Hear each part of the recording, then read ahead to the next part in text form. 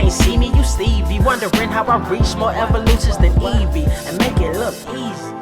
What is up, Earth's mightiest subscribers? It's Blerd without fear. Welcome back to the channel. So today's video, I'm gonna be talking about Static Shadows of Dakota #4 by Nicholas Draper Ivey and Vita Ayala. This is the issue where if you weren't already on the track of looking at the character of Ebon as what could potentially be Milestone's version of Magneto, this issue is probably gonna get you there. Now, I'm gonna be brutally honest. I don't normally like saying that a lot of Milestone's characters are their version of this, their version of that, their version of whoever, but it is kind of difficult to not look at a lot of their characters and see them as the Milestone version of everything I just said. And it's not a bad thing either. I mean, yeah, it's not an unfair assessment to say that Milestone's icon is their version of Superman. It's not out of line to say that Hardware is Milestone's version of Iron Man or Batman or both. And honestly, I've said this for a long time. I have always felt like Milestone was the first company to ever crack the Spider-Man formula outside of Marvel. DC Comics had tried for years to create characters like Spider-Man in the same vein as Spider-Man, and they have failed miserably on pretty much every front. They even went as far as to not that long ago create a new character by the name of Sideways who looked exactly like Spider-Man, only his powers were teleportation as opposed to having arachnid powers. In the case of Milestone, their version of Spider-Man is Static. You can literally look at Static, and while his powers are not the same as Spider-Man's, it's his personality, the way he carries himself, the way he fights supervillains, his upbringing and background. All of those are very similar to Peter Parker, if Peter Parker were black. And one could even go back and say that Marvel cracked the Milestone formula in just saying that Miles Morales is pretty much an homage to Static, just in Spider-Man format. It's like the Ouroboros. They just went full circle with it. All of that was in aid of saying that I feel Vita Ayala and Nicholas Draper Ivey in this iteration of Ebon, who, as I've said in previous videos, was not from the original crop of Milestone Media Comics characters. He was strictly a new creation for the Static Shock animated series. I feel like Nicholas Draper Ivey and Vita Ayala have taken it upon themselves to add some extra spice to this character while adapting him from the animated series and bring him to the comics and making him a more nuanced character. It's not to say that Ebon didn't have at least a teensy-weensy bit of nuance on the Static Shock animated series, but he was hardly a sympathetic character. I feel like Nicholas and Vita did what I felt was the necessary job of finding ways to make you empathize with Ebon. Now, yeah, in the Static Shock animated series, he was all about trying to, get bang babies to rise up and stick together, but truth be told, he used most of them, if not all of the bang babies that he ever interacted with. He never actually cared about their well-being. He just used them to uplift himself and increase his own power. But I feel like this version of Ebon is not gonna go quite in that direction. I feel like what they're setting up here with the character is that he is more of a for us by us style character. They're not gonna protect us, so we have to protect ourselves style of character. And it shows in this issue, even to the point where when Static is going after some of the mercs who we've seen in the previous issue who are snatching up bang babies off the street and causing this mass epidemic of missing children, Ebon sees Static as, I would even say, a half measure. He doesn't even think that Static is a quarter of a measure. Ebon feels that Static's methods are not going to work on these type of people. Yeah, you can use the Spider-Man tactics. You can, throw wise cracks at him. You can try to make jokes at their expense, but at the end of the day, children are missing. And Ebon, I think, even has just a teensy-weensy bit more skin in the game in this, as we know his brother Adam, aka the Rubber Band Man, is missing, and we know that he's in the custody of the people who are experimenting on bang babies. Ebon is 100% bought into the idea of, if it means killing these people to get the answers that he wants, that is what he's going to do. If it means killing these people to keep them from harming himself and other people like himself, then it is more than necessary to do. This is a very Magneto way of thinking, and I say that because that's kind of what Magneto was, I won't say always about, I would say almost always about. A lot of people like to put it in their head that the X-Men's Magneto was always such a nuanced character, but if you actually go back to the original X-Men comics, Magneto was little more than a mustache-twirling villain. It wasn't until later on when we start getting to the Chris Claremont era of X-Men where that actually started to change. The Magneto that I think a lot of people want to believe was always there from the beginning was not always there from the beginning. That was more of like an early 80s thing that kind of crept in there. It wasn't something that was directly from the start. Magneto was strictly just an evil person, to the point his group was even called the Brotherhood of Evil Mutants. They even self-identified as evil mutants. This is not what Ebon is doing. Ebon doesn't see what he's doing as evil. He sees what he's doing as a necessary evil. If he has to kill these people, then so be it. It's going to protect himself and others like him, and that's kind of more in line with the Magneto that people are more familiar with. He is willing to invade their minds. He's willing to instill fear in them. He is willing to break them, both mentally and physically, in order to get what he wants. And honestly, I feel like in this case, Ebon might just be too powerful for Static to contend with. And I say that because, well, yes, Static is very powerful. I would actually dare say one of Milestone's most powerful characters, and that is no small feat considering the things that we know that Icon is capable of. And if you don't know who the character of Icon is or are familiar with him in any way, shape, form, or fashion, then you check out this video up here and it'll tell you everything you need to know about that character. But Static controls the electromagnetic spectrum. He can do a lot of incredible and crazy things with that. And while yes, he can do all that, when he is fighting against Ebon, the biggest difference between Static fighting Ebon on the animated series versus in this comic is that Ebon has been leveled up quite a bit.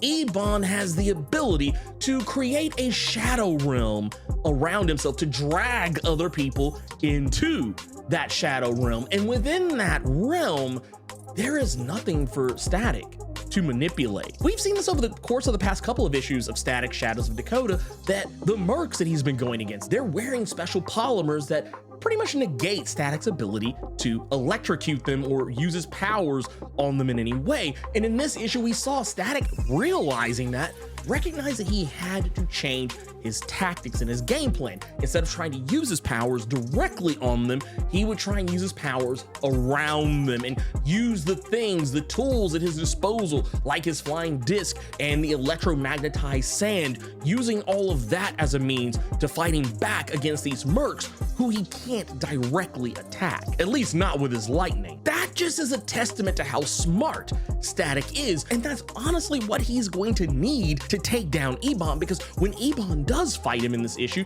he takes him to that shadow realm, and when he takes him there, there's nothing for Static to manipulate, therefore he has nothing to use his powers on. He's gonna have to figure out a way the next time that he fights Ebon, and while I don't think it's necessarily gonna be in the next issue because there's a huge major bombshell that I don't even really want to talk about in this issue because it's almost a little too heavy. I'll probably talk about it a little bit towards the end of the video, but yeah, it's a very heavy topic. But the idea here is that probably what's going to happen is not by next issue, probably in issue number 6, which will be the final issue of this, arc. What Static is going to have to do is he's going to have to make sure that he has all those tools at his disposal, because when he initially kicked off the fight against Ebon, he didn't have his disc or presumably any of his other tools at his disposal because they were already in use on other people. When Ebon took him into the darkness, he pretty much left all that stuff behind, presumably. If Static is to face off with him again, he's gonna have to bring weapons and tools that are not affected by Ebon's powers. When Ebon brings Static into that shadow realm, Static says himself, his powers don't work. And there's even a point made that there's not as much air in that shadow realm as what there would be normally, which is also likely a reason why his powers aren't working the way they should. The shadow realm that Ebon utilizes is not exactly a vacuum, but it is most certainly a place where very little oxygen exist. And since there's very little oxygen, that makes it very difficult for static electricity to build up. Electricity doesn't flow in a vacuum the same way it would outside of one. It's not necessarily to say that electricity cannot exist or flow inside a vacuum. It just means that since there's nothing for that electricity to ionize, the electricity itself isn't normally visible. Not only that, but in order to get a more visible flow, as well as to actually visually see the arcs of electricity, it would require a much higher voltage of electricity than Static has on him at this moment. One way Static could circumvent this is that while a static charge would not be able to generate inside of Ebon's Shadow Realm, he could charge himself up prior to going into the Shadow Realm with Ebon and then use his electricity that way. However, the problem with this method is that that electric charge would not be able to recharge itself. Whatever he uses up in that Shadow Realm would be gone the moment it's all used up. So the next time he fights Ebon, he's probably gonna have to rely on stuff that is not related to his powers. He may have to rely on gadgets that he could procure from characters like Hardware, something that he has kind of been doing up to this point, only nothing that specific. We remember back in Static Season 1, Hardware had given Static access to a special cache of weapons and technology that Hardware was saving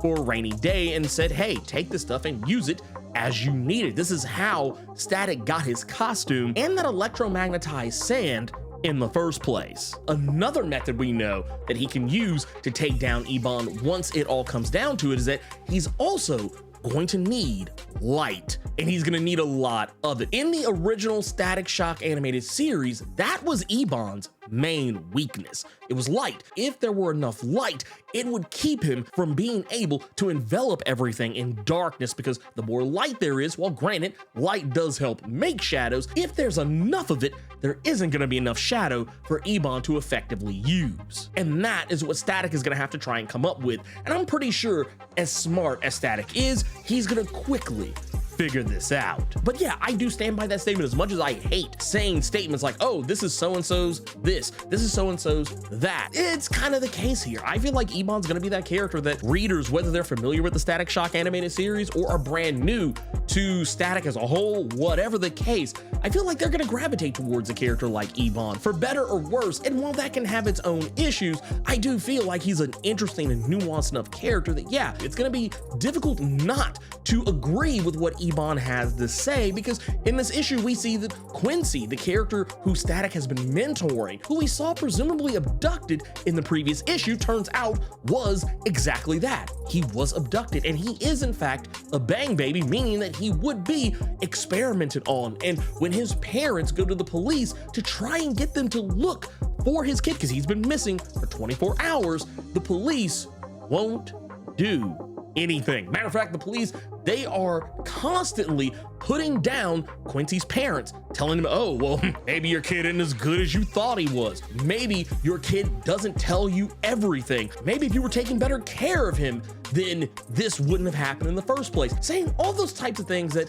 whether you've been in this predicament or not, you have probably at least seen or heard a story about Black and or brown people who have had this exact same experience with the police, where the police don't want to help you. It's like, yeah, sure, maybe if you were a white person who had lost their child, they would probably very quick to try and round up the troops to get the community together to look for that kid. But if you're a Black or brown person, then they probably are gonna look the other direction or not move quite as fast as maybe they should. It's a huge bit of commentary, and it's something that I appreciate Nicholas Draper, Ivy, and Vita Yala shining a light on in this. And we've seen this over the course of the series. They've not been shy about their political and social economic commentary in this case. And I love it. I'm here for it. I love to see stuff like this because it's stuff that doesn't get talked about in mainstream comics on any meaningful level. But all that said, it does get sad towards the end of this issue because we learn that Quincy apparently was killed. Like, it wasn't just him being abducted,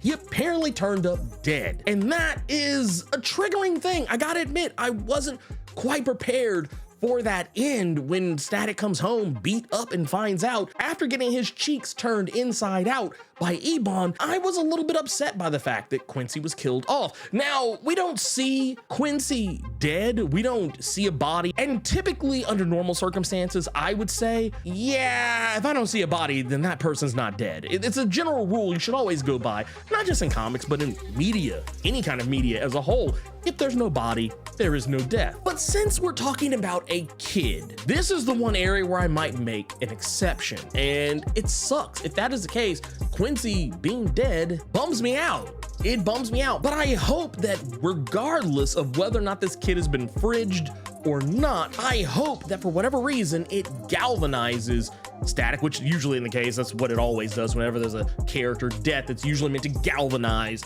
a character into doing something.